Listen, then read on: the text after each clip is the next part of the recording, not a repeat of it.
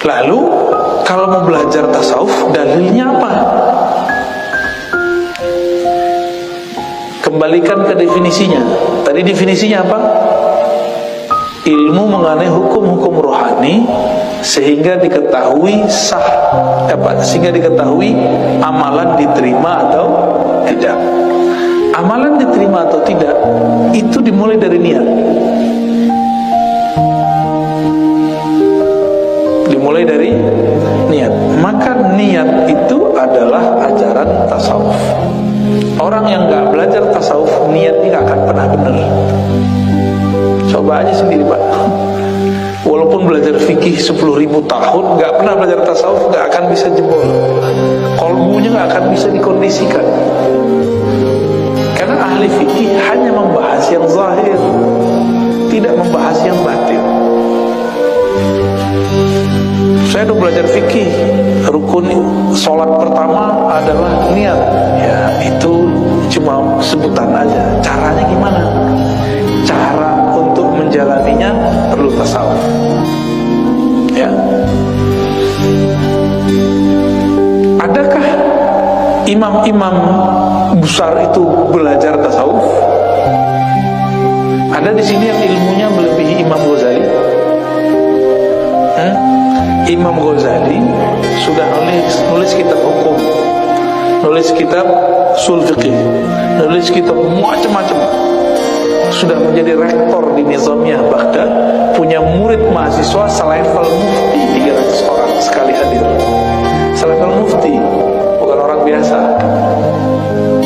Satu mufti punya murid ribuan, jadi 300 kali aja ribuan. Imam Ghazali pun masih berguru. Akhirnya dia tinggalkan itu Nizamiyah. Dia kemudian mengikuti tasawuf besar. Jadi tasawuf ini ada tasawuf yang ketat, ada tasawuf yang ringan. Di zaman sekarang kita belajar tasawuf yang ringan-ringan aja. Di zaman Ghazali, dia tinggalkan pekerjaannya, lalu dia bersuluk, berkhalwat 10 tahun. Di mana dia tinggal? Dia tinggal di menara masjid, di salah satu masjid di Suriah. Bahkan pindah-pindah ke Palestina. Yang paling unik apa? Imam Ghazali ini ingin menghancurkan egonya, menghancurkan perasaan alimnya. Perasaannya gimana, Bang? Kita hadir di satu majelis, kitab yang dikaji kitab kita. Orang yang ngajar kitab itu gak kenal bahwa di depannya adalah pengarangnya. Jadi Imam Ghazali hadir di satu majelis. Majelis itu orang mengajarkan kitab usul fikih yang dia tulis. Orang yang ngajarin ini gak tahu di depannya adalah Imam Ghazali, sang pengarang kitab. Tapi dia tidak jumawa, tidak merasa aku loh Ghazali gitu. Kalaupun dia ngaku, kayaknya orang gak percaya. Masa kamu Ghazali? Dan dia ikut mendengarkan.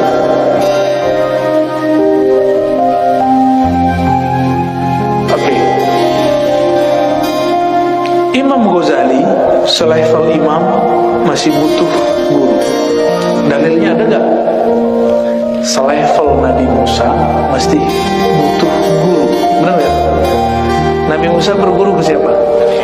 Nabi Khidir. Itulah dalil bahwa perlu belajar ilmu kerohanian. Nabi Musa itu orientasinya fikih, hukum zahir.